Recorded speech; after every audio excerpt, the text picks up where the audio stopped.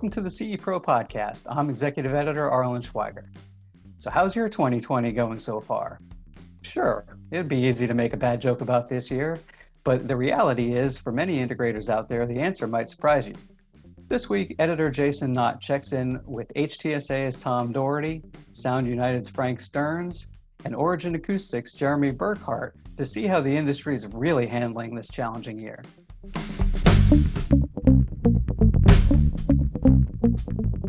Hi, Jason Knott with CE Pro, and I am thrilled today to welcome three icons of the industry for the CE Pro podcast. With me today are Tom Doherty, the first president of CEDIA and current special projects coordinator at HTSA. Hi, Tom. Hi, good to be here. Also with me, Frank Stearns, senior vice president of commercial operations at Sound United. Hi, Frank. Hey, Jason. And last but not least, Jeremy Burkhardt, founder of Origin Acoustics. Hi, Jeremy. Hey, what's up, Jason?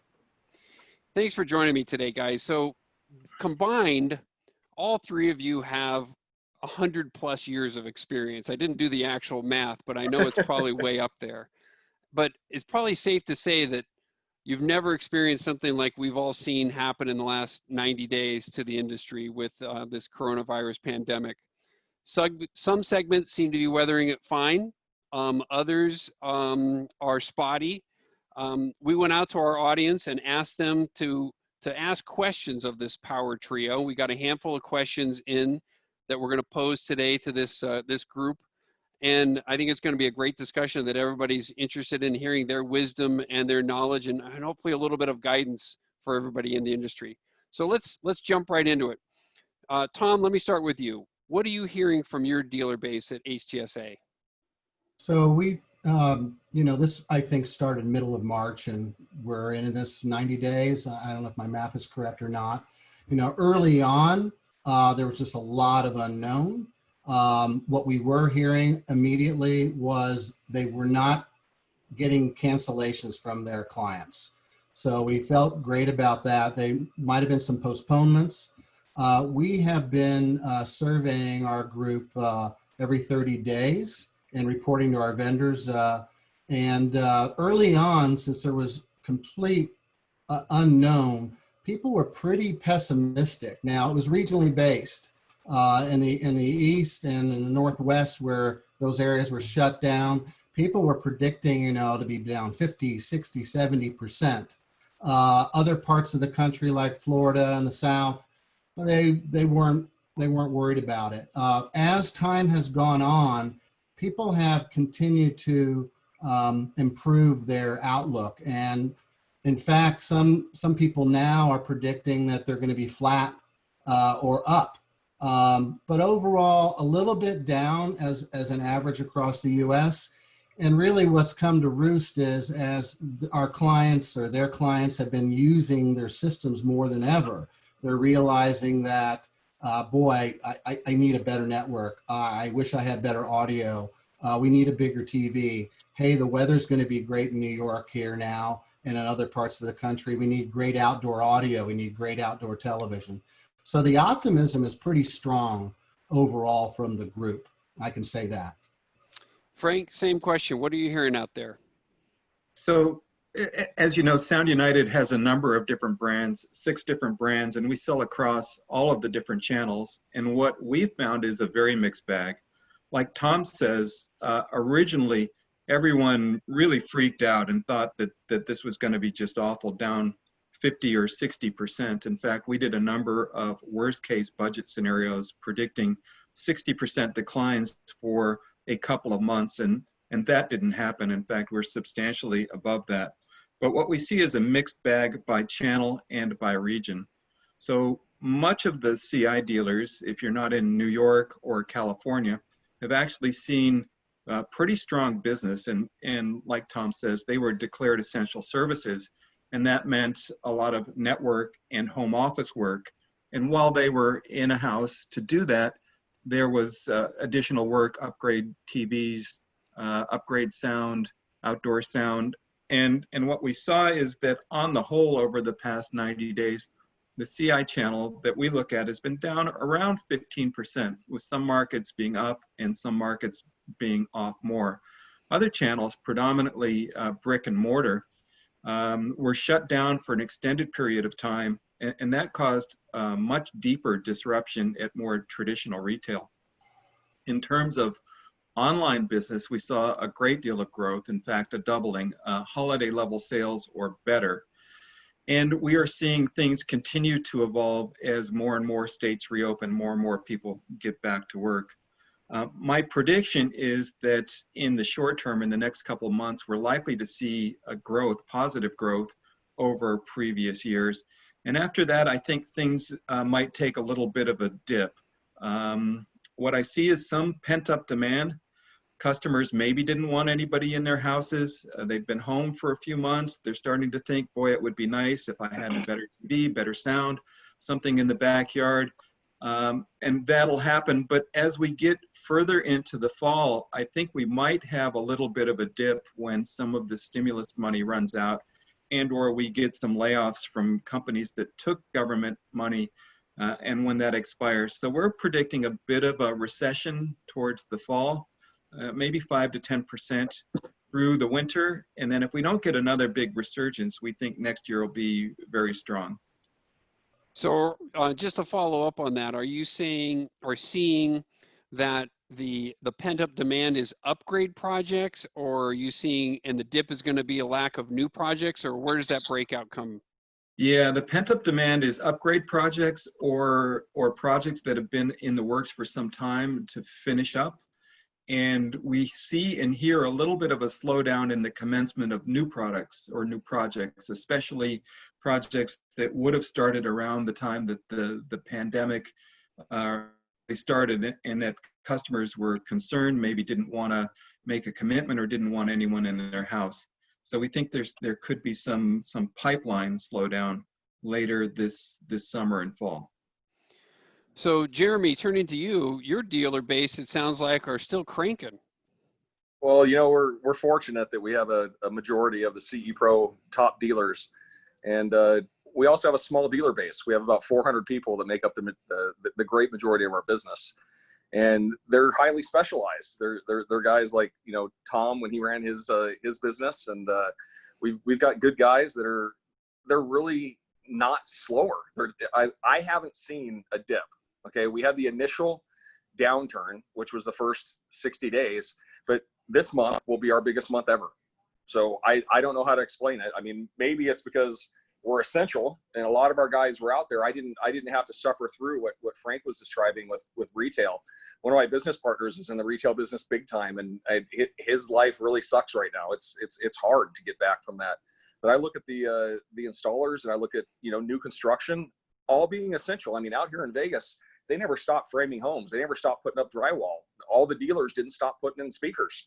So I think we're going to see a slowdown at some point. That's the pause from the sales activity that didn't happen the last couple of months of people being out in model homes and whatnot. But I'm along the lines with Frank. I see 10 to 15% down from last year, but I see a fast recovery. And unless Convoy goes crazy and we you know, go into the worst pandemic that we've ever had, and there's always that chance. So my advice to dealers is buckle down, cut your expenses, stay lean, look at your business in terms of who got you here, who are your biggest clients, how can you replicate that process and serve them.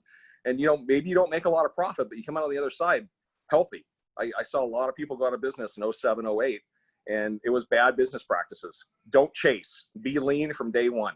I mean, for real, right now is the time to really buckle down. So Tom, let me turn back to you. We talked a little bit about new projects versus upgrades. What are some good ways for integrators to be approaching their clients right now to talk about upgrade possibilities? So, you know, in the early part of this effort, everyone was reaching out to customers, you know, and just saying, how are you? How's your family? And that sort of thing. And a lot of that in the beginning, you know, resulted in people were noticing that there wasn't any selling going on, but then the conversation would go on, and you know, that would result in some sincere follow-up. I think that this can continue because the conversation is still relevant. the biggest thing to be doing is to really look at your customer base, just like what Jeremy said. Who got you there? A lot of our members, a lot of dealers across the country are always looking forward and don't take time to look back. They should be going back through their customer lists. They should be calling people. They know that these customers are using their systems more than ever, and they can kind of hear, how's it working? Is everything working great? And most likely they're going to hear some people going, yeah, you know, my internet isn't as fast as I think it should be. The kids are home. They're having to, you know, do classes online. The husband or the wife is working from home. And this is going to open up opportunities where you can go, yes, we're hearing that from a lot of our other customers. A lot of our customers are upgrading. A lot of our customers are really, you know, frustrated that they can't see their friends or aren't going out as much. But also our customers aren't spending money on vacations and dinners, and they don't have the big bar bills that they used to have. So Dude, now it's time to buy the big outdoor audio system and the big outdoor television, because they're Tom, has your American Express ever been less? I mean, dude, the last 3 months I've had no charges. There's no gas, there's no dinners, there's no flights. Exactly. Yeah, and even when you do takeout, you're not buying a drink and you're not tipping. It's like it's 25% less than if you actually were in the restaurant. So you're right. So I've made it a point to pick projects around the house, just being, you know, a contractor-based business owner, to have stuff done. I've had lights replaced. I had an air conditioner taken out. I'm building garden walls. I'm putting new siding on. I'm doing rock around the house. And it makes me feel really good that when I get up in the morning, I go out there, I see these guys that are working hard, and I think, you know what? They deserve it. And, you know, business never really slowed down in Vegas. So we're fortunate out here. You know, it's interesting. I'm seeing the same thing. So much time spent at home just presents opportunities of things that are good but could be better, or things I'd like to do. So I'm spending a lot of time doing home improvement, or more cooking, more watching TV, more listening to music. And virtually everyone I talk to is saying the same thing. You know, if we're going to be home, let's make the most of it. Absolutely, Frank. And like, dude, you and I have been cohorts for the last 25, 30 years in this industry, and I've never been more balanced. I mean, and I see it in our salespeople. I see the results in what they're doing, as opposed to chaotic, frenetic, just move all over and go visit this dealer and do this and that. There's a lot more focus in, okay, I'm going to call this person and have a phone call with them and create an agenda and go through. I mean, it's awesome. I'm really proud of the way our team's evolved. So Jeremy, you've always been the master at kind of that work-life balance. And obviously it sounds like your dealer base and things at Origin are very positive. What do you say to integrators who maybe, you know, things have been spotty? What's a message to help them stay positive? Well, it comes down to your mindset, right? And I was born with a mindset and taught that I have to grow, evolve, and succeed every day, and that the current me is obsolete. If not better tomorrow, then I didn't do my job. And I've looked at business that way as well. That's a very harsh inner voice to have. I think that becoming more grateful and realizing the success that we've had as integrators.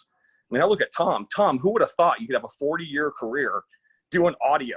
I mean, Frank, same thing. You know, we are truly, I'll use the word blessed. We've had great careers.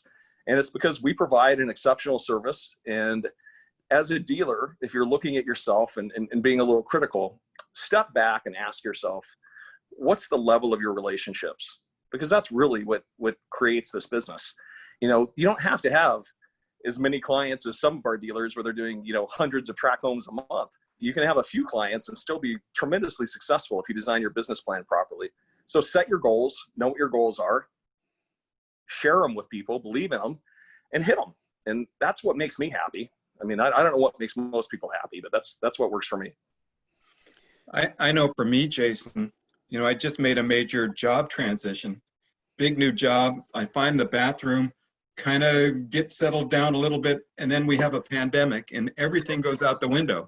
So everything that I kind of planned for and I said I'm going to do this and achieve, it all changed within the period of 6 weeks when I started. And I kind of said, well, I can freak out and panic, or I can take advantage of this opportunity and be home. Much like Jeremy said, put a positive mindset on and go take advantage of the situation. So I changed my lifestyle. I started getting up at 5 in the morning. I have an hour of quiet time, an hour and a half workout before I touch my computer.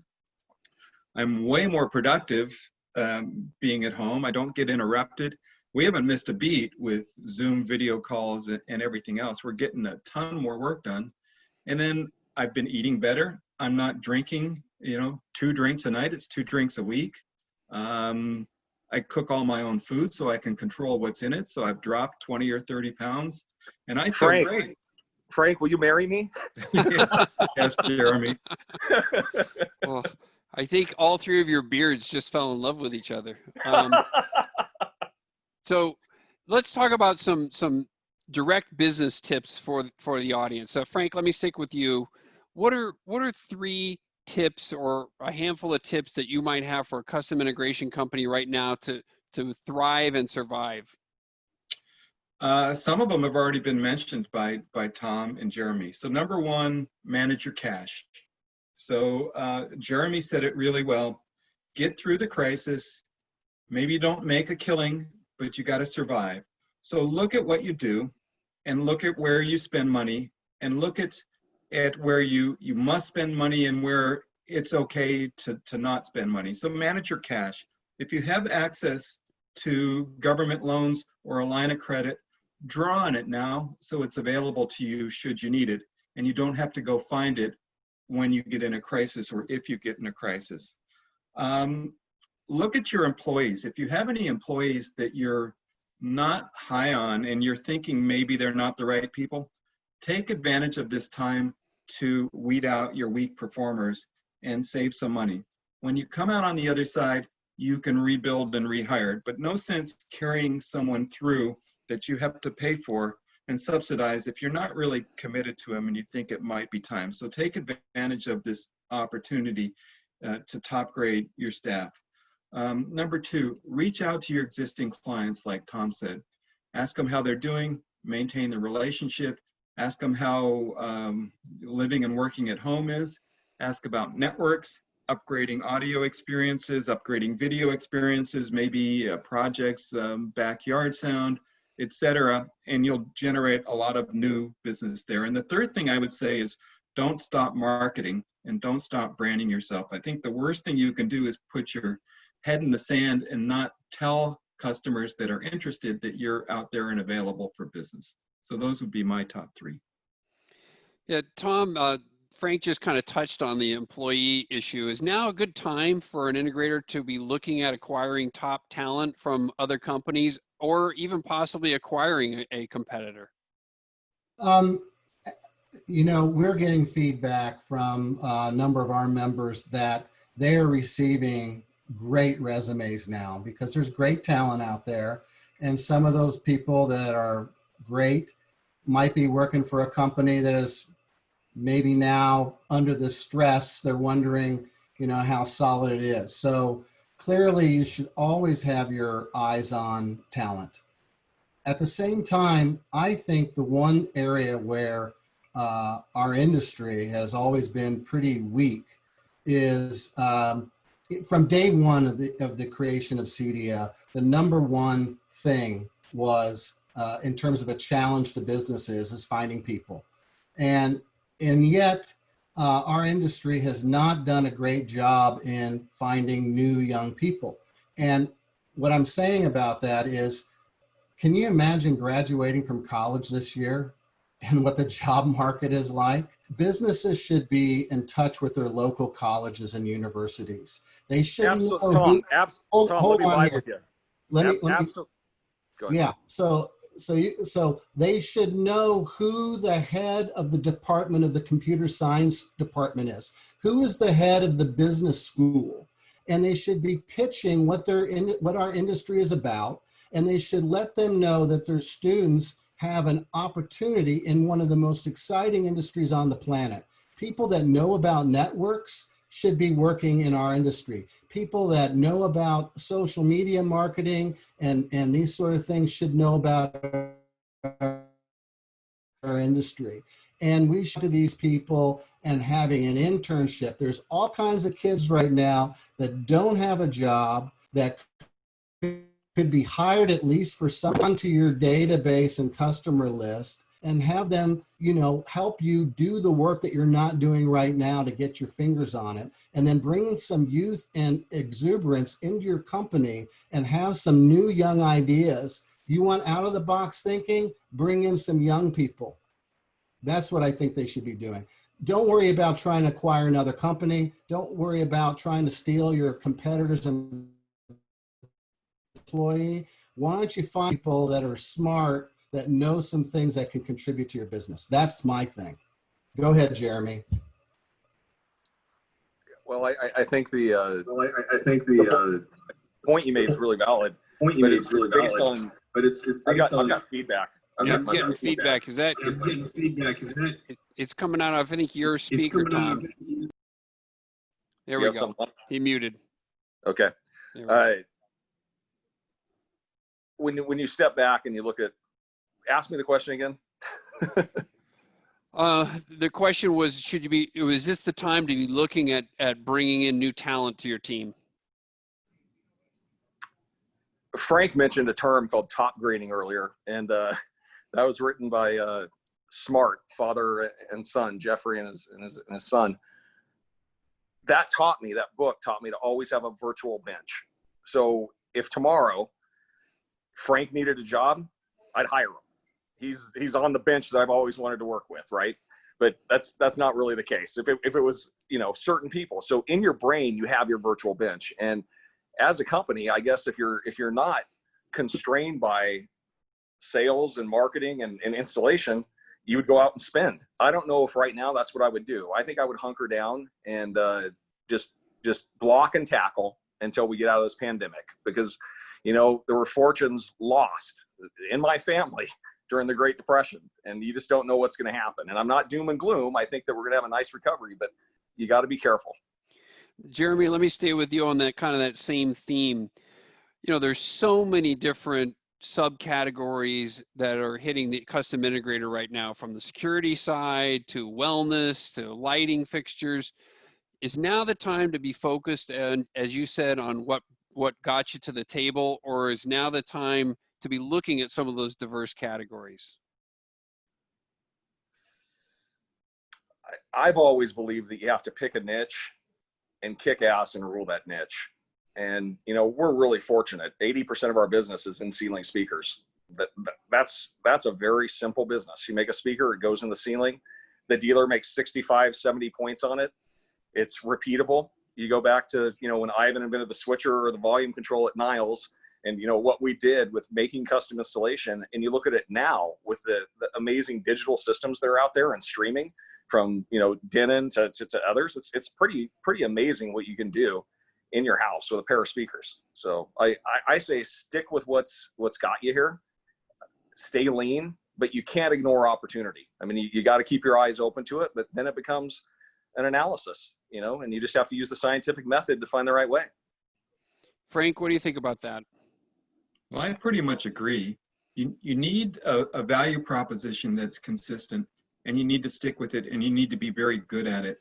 But it does need to evolve over time. What I wouldn't do is chase every rabbit and every opportunity. I would pick maybe one that's the closest to what you do, and learn about it and decide if it's the right thing to implement as you grow and evolve. I wouldn't go chase every opportunity all at once, for certain, especially in this period of time. I would be very select.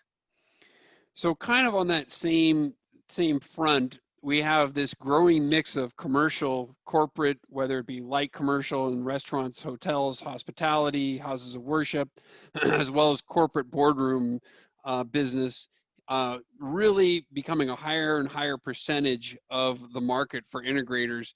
Tom, is now the time for an integrator to be pushing his commercial business, or do you see that growing, or do you see a lull happening in commercial real estate and commercial in general going forth, and residential is really where the focus should be? I see a lull, and the feedback from one of our lighting fixture manufacturers, commented to me that, we're all in on the residential. We're seeing our commercial projects slow down, canceled, delayed.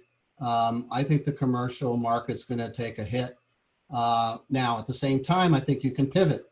And the facts are that, these Fortune 50, Fortune 100 experiences in these huddle rooms and so on and so forth are migrating into the house. So being smart about how to apply commercial applications in the home, making the home office higher performance, making Zoom calls better, and being able to demonstrate that, upping your game in your own conference room and your own integration business is something you should really be focusing on, because I also see a lot of sales presentations and engagement with clients and being able to control the sale, not just sending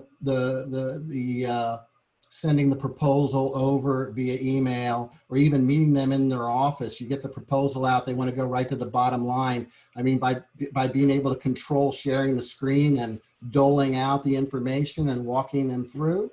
To answer your question, I'm not bullish on commercial, but I'm bullish on kind of this hybrid that's going to happen with our customers in their homes. Frank, let me ask you kind of another little twist on the business has been recurring revenue. I talked to an integrator just yesterday who told me if he hadn't had his recurring revenue stream set up for his company, and this is a one-man shop, but he thought that that's really what has gotten him through this situation. Where do you think integrators, should they be looking more at service revenue and recurring revenue, whether it be security or just security or service contracts in general, or is that kind of a pipe dream and they should really focus again on what got them to the table? No, I think recurring revenue is really important. I think any business that has recurring revenue is more valuable than a business that doesn't. And especially in a custom integration business where the owner tends to be the business unless there's recurring revenue. The owner really should attempt to develop recurring revenue opportunities because it raises the value of the business, number one, should there ever be a sale or an owner wants to retire.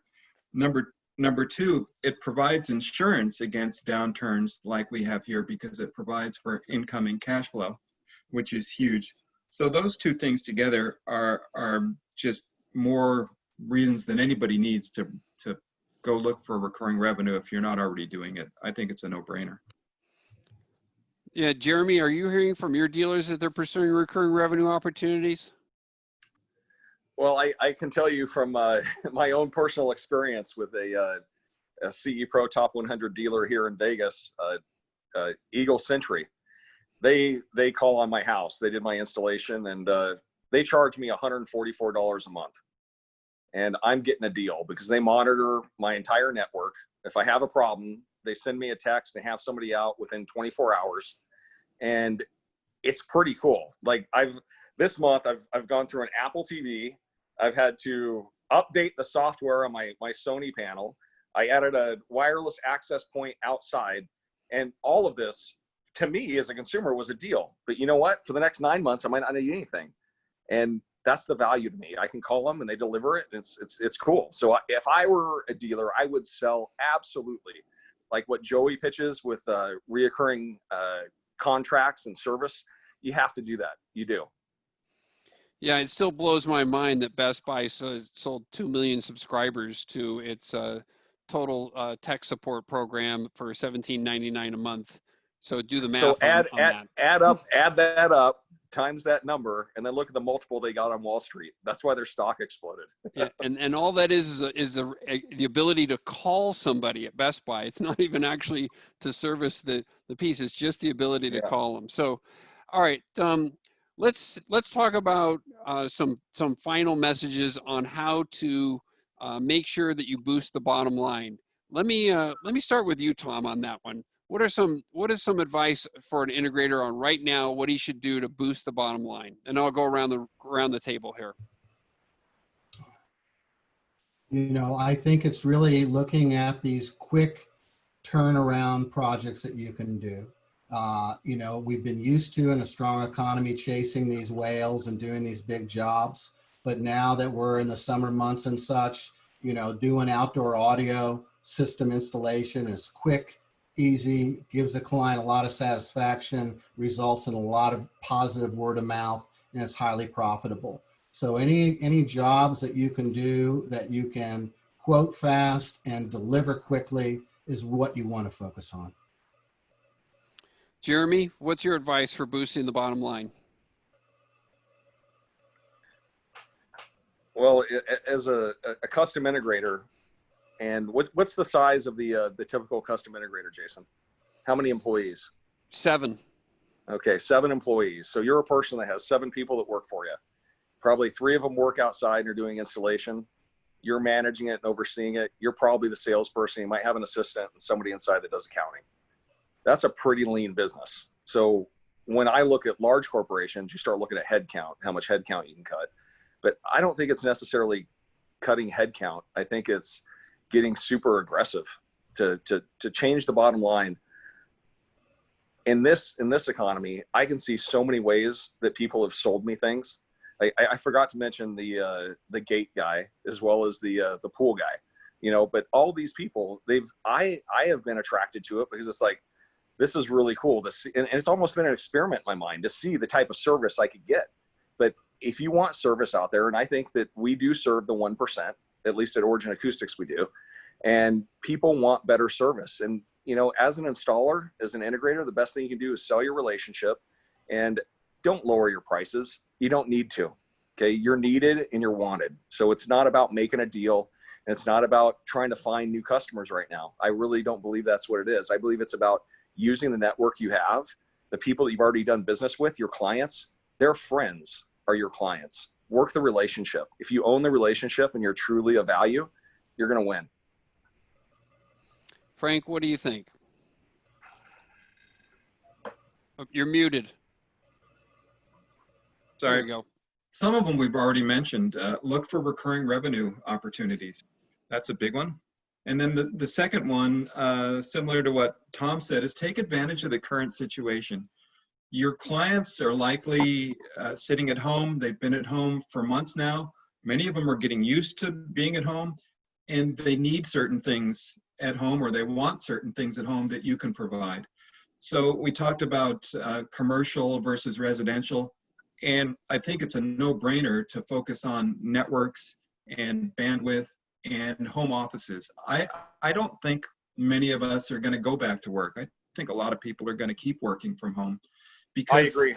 We've all learned how to do it, and the tools exist to do it now. And that means there's a huge market of people that already know they want something that integrators can provide, which is an enhanced network home office. It blends commercial and residential, and it'll be huge. And I think it's very easy to sell to existing client base. It doesn't even require a great deal of advertising. And then related to that is people, again, being home, work from home all day long, need to shut it off and go do something relaxing. And whether that's binging on Netflix or watching a movie or listening to music, they all appreciate much more the benefits of the things that we provide as an industry, which is an enhanced lifestyle, audio, video, network environment.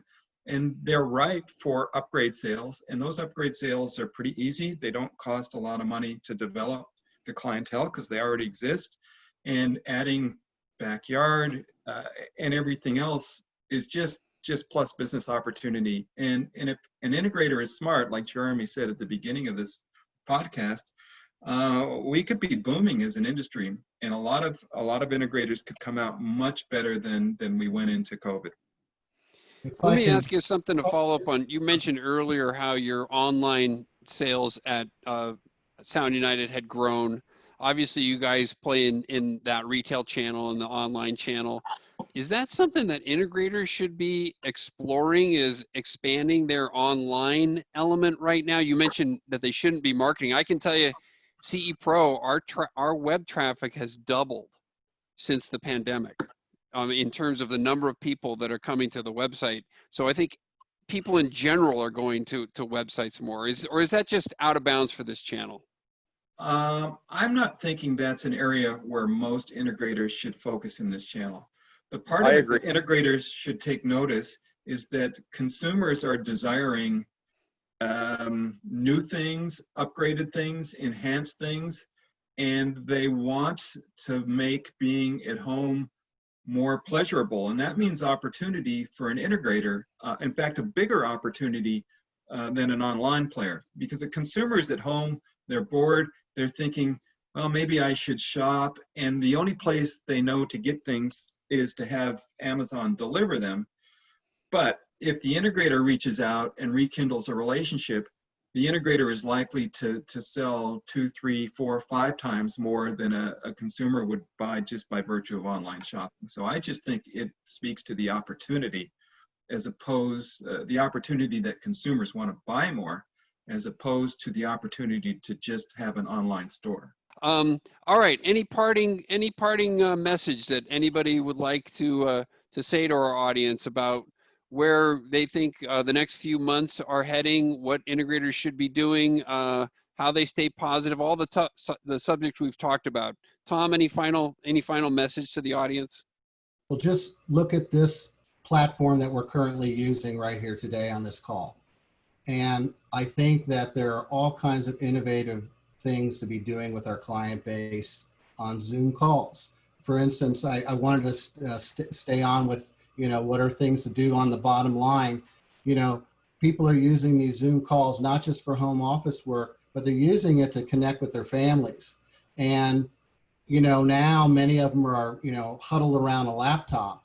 Well, for the people that are watching this that are Crestron dealers, that product that Crestron put together with Zoom and Logitech, Crestron Home Time, is an unbelievable opportunity for the family to get together. I mean, we're talking to my father and other family members. We're having virtual happy hours, and it's a lot more enhanced with a 4K camera that has wide zoom and so on and so forth. So I think that, that's a quick sale, a quick installation. And once you're re-engaged with the client, everybody is listening to music more than they ever have. And people are wanting to upgrade their audio system, the receivers, their speaker systems. I think that this platform and these new technologies and upgrading people's video experience in their home is a gateway for lots of add-on opportunities. Jeremy, any final thoughts? I agree with that, Tom. And if I were a CE Pro type company or a magazine type company, I would look at how direct you can get your message to the consumer and how you facilitate that. You guys have the reach, you have the ability to reach deep, and you look at the messages that a lot of our dealers have. Maybe you can help them reach deeper consumers in their marketplace. Absolutely. Frank, final thoughts? Yeah, I would say big disruptions create big opportunities. Don't be freaked out by what's going on. View it as a chance to reinvent or refocus on things that will be more popular going forward. The pandemic will change people's behaviors, which creates a lot of opportunity, but it won't last forever. And a few years from now, you'll look back and you'll either say, I took advantage of this opportunity and I reinvented things and I came out ahead, or you're going to say, I freaked out, I stuck my head in the sand, and I could have done something to be bigger and better when it was over, because it will be over. It won't be permanent.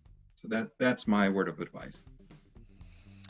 All right, Tom, Frank, and Jeremy. It sounds like a great folk band from the 60s, doesn't it? Thank you so much for joining CE Pro today. Thanks, Jason.